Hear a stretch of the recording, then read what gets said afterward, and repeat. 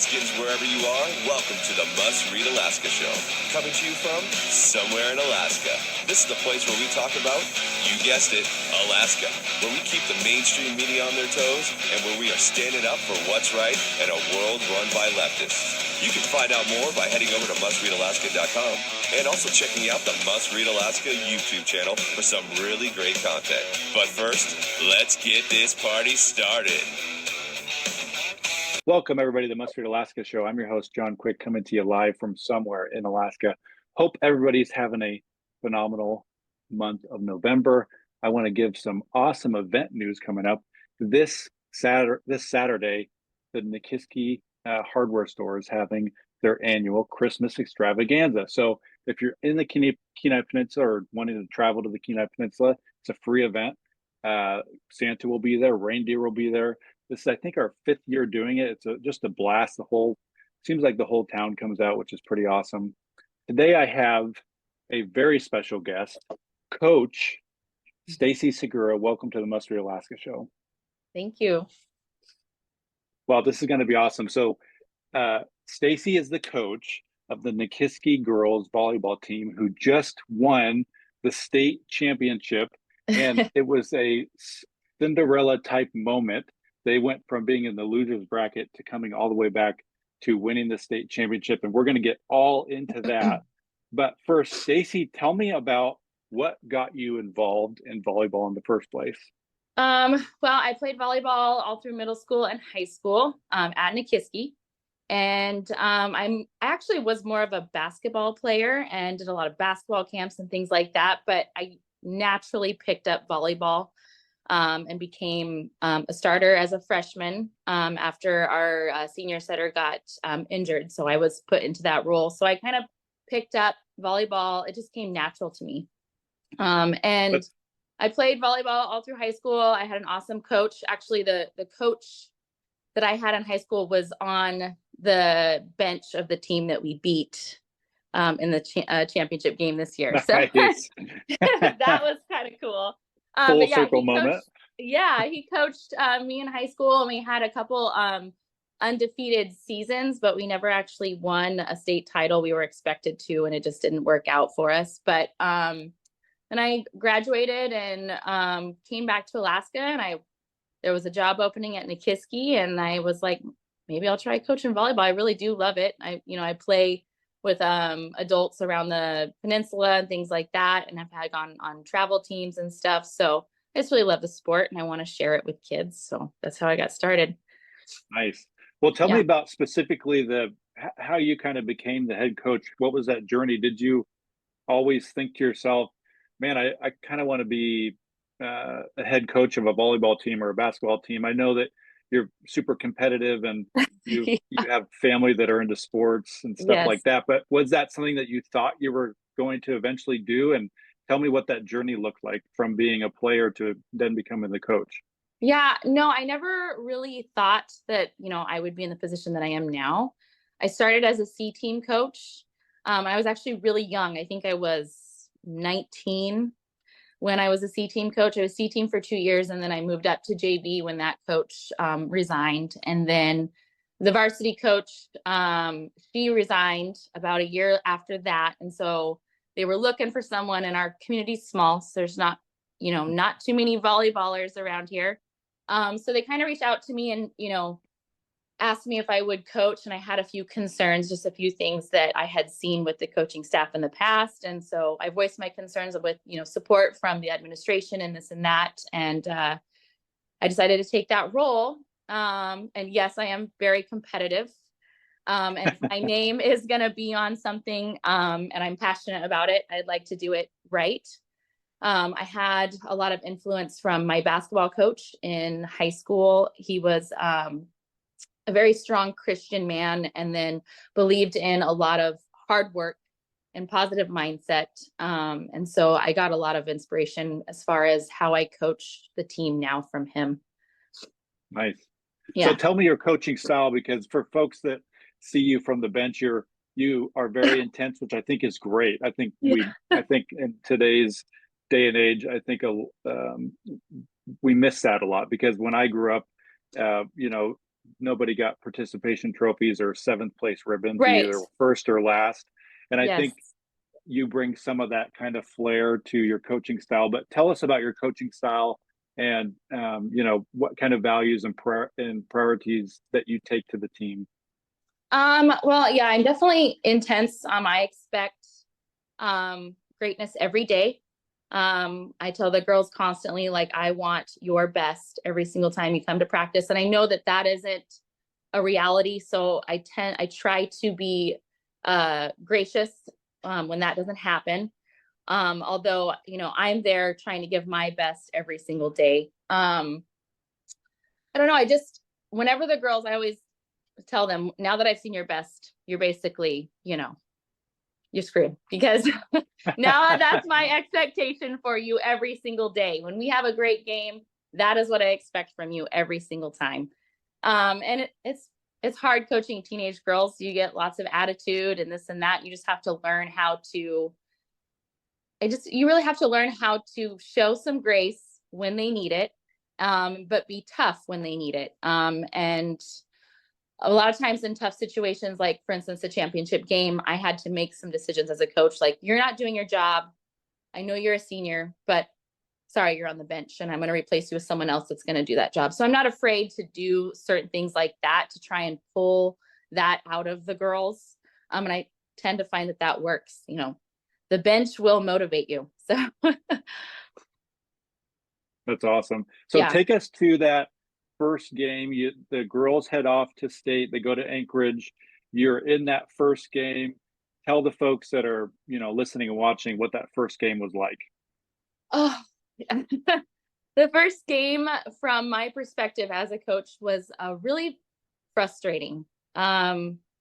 And it kind of was discouraging because I put a lot of time and effort. I watched a lot of game film on Valdez. We did a lot of prep on specific things in practice. And it is a lot of time away from my family. So we had some, emotional things going on the team. And I think they kind of just expected to walk in and beat them, since we had previously beat them in the season before, or earlier that season. And that was kind of the struggle with this team. Like, once we beat them, we did our job, right, coach? No, you got to do it again. And so we were just kind of going through the motions, and getting used to playing at the Alaska Airlines Center is a lot. I mean, it's a big arena, lots of lights, lots of chairs. The ceiling's massive, so your depth perception could easily be off. Things just weren't clicking. And I felt like, as a coach, I was on the sideline trying to motivate them for something that they should already be motivated for.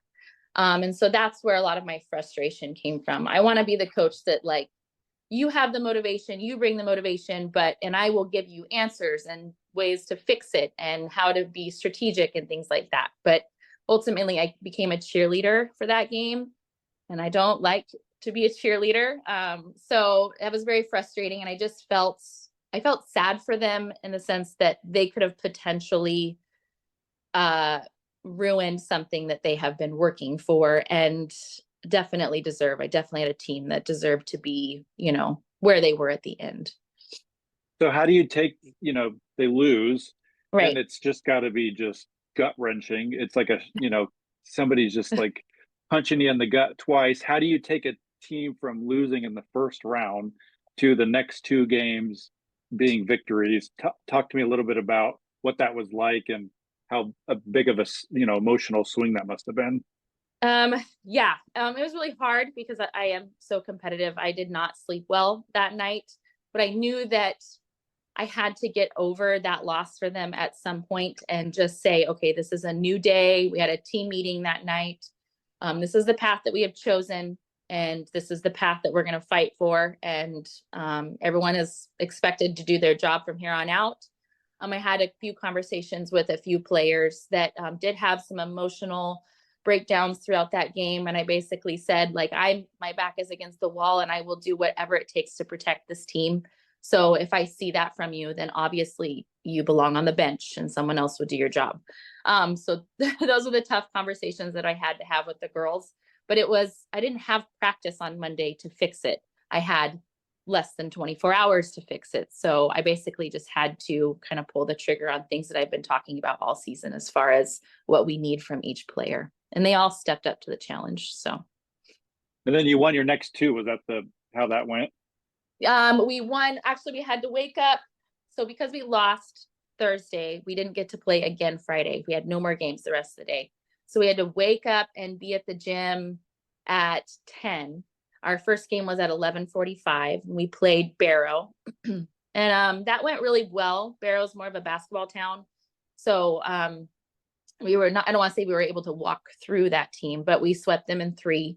And it was kind of a good, like, okay, a little bit of weight is taken off our chest. That was a good warm-up game. It's kind of the game we wish we would have had on Thursday, but that wasn't the reality. And then we had to play Sitka. So we had a 1-game break. I don't think we left the gym all day. I had to sneak in like Cane's chicken for the girls. Which is a big deal because there's signs everywhere like, do not bring food in. Yes, I carry around this coaching wagon with me everywhere, and we shoved Cane, like a tailgate thing of Cane's chicken, like 100 pieces of chicken in my wagon, and covered it with coats, and then fed the girls in the locker room because we didn't have time to leave. Yeah. So we had to sit 1 game and then play Sitka. And Sitka was ranked 3rd. So it was Kenai was ranked 1st, we were ranked 2nd, and Sitka was ranked 3rd in the state for 3A. And we hadn't seen Sitka all season. We haven't got to play them. So both teams had to be able to change or make adjustments on the fly without having any, experience playing each other. So that was a very up and down game. We won the first set, lost the second set, won the third set, lost the fourth set, I think is how it went. And then we won the 5th set. But yeah, it was an emotional roller coaster for sure. We tried some different rotations throughout that game. And that was a big win because we knew Sitka was going to be tough. So, and then what was the next one? It was after Sitka. Was there one in between the championship game? There was another one. We had 3 games Friday. 3 games. Yes, it was crazy. So after Sitka, we had to sit another game. And then we had to play Seward.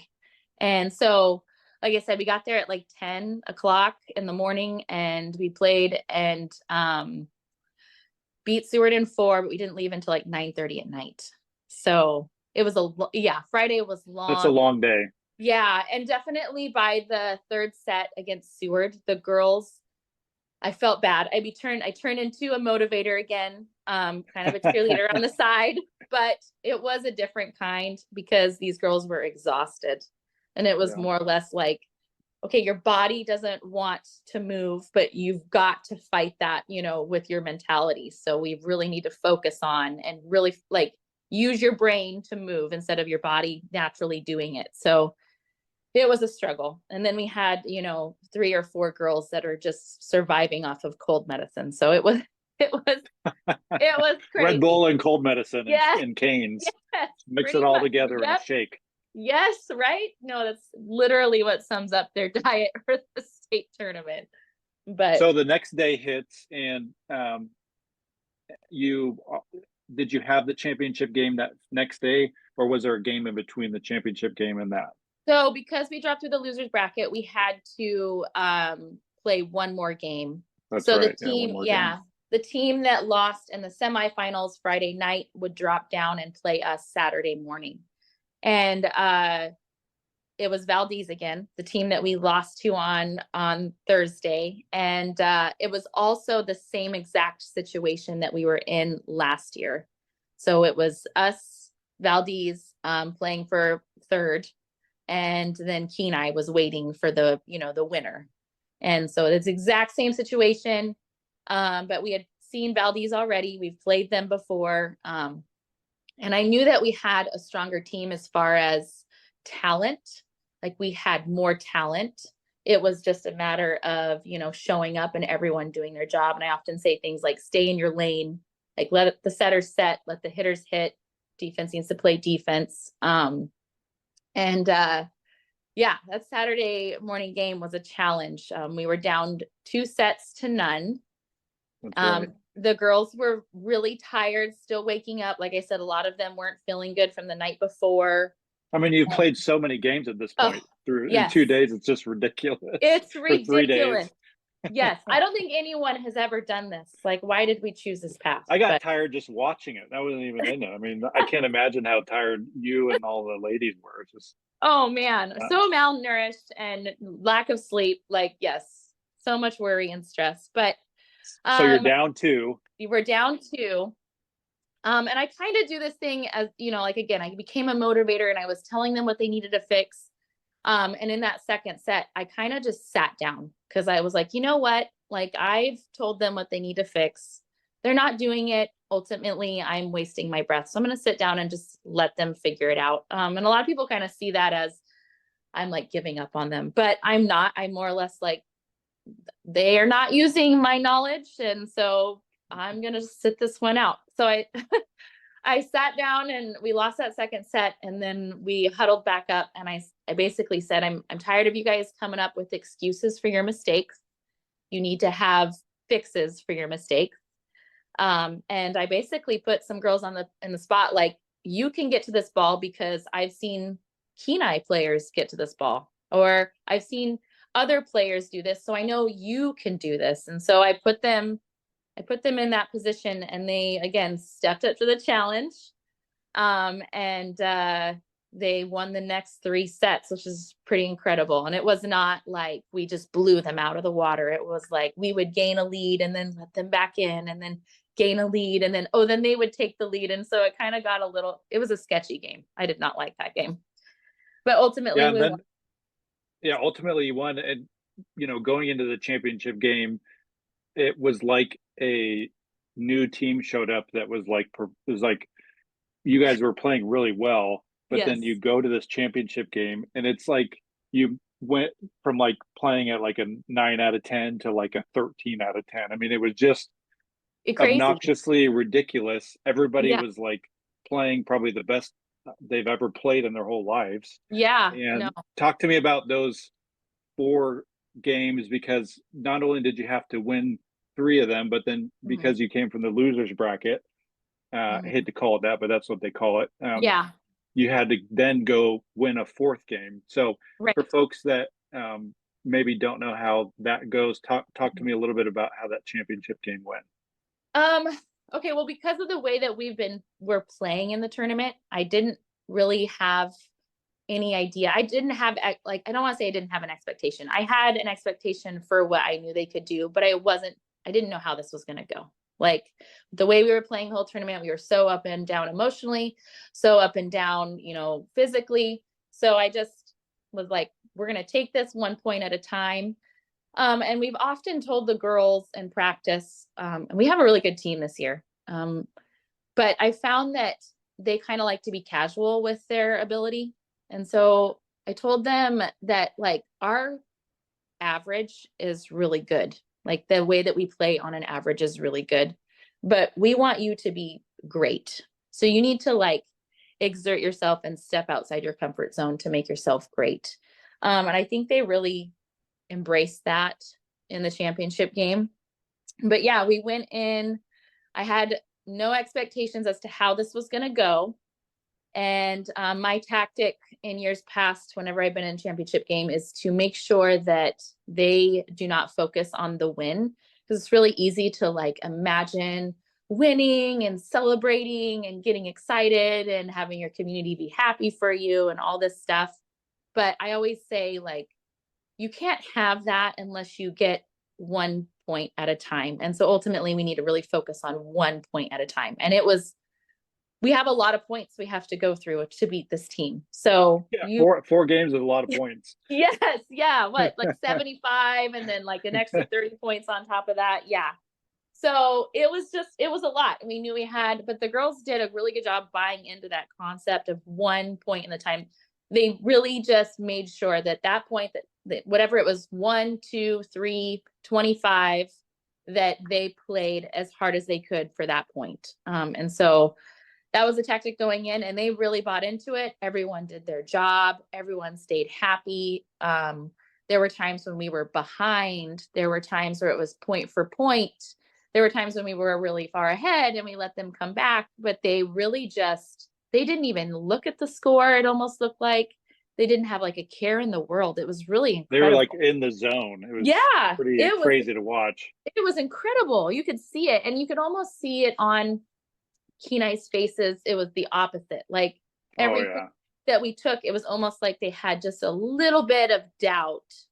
And I've seen that in my team as well. Volleyball is so emotional, and I can sense that there's something on or something off about my team almost right away.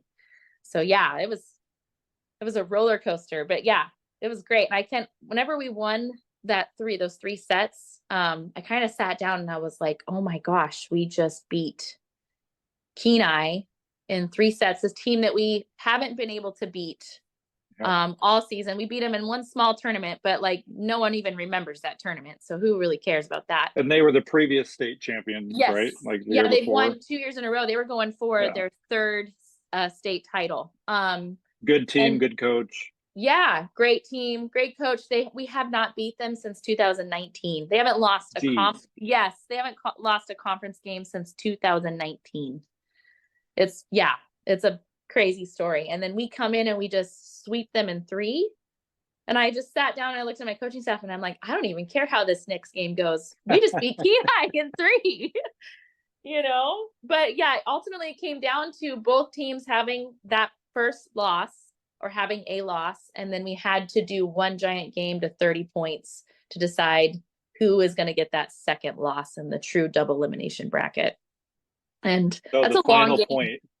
Tell me about that final point. Tell me about the final point and how big of a deal that was for you and the team. I was almost in disbelief. I remember looking at Avery Ellis, our setter, who is a redhead, fair-skinned young lady. And I remember when she looked at the score and it was 29-27. And I could see all the blood leave her face.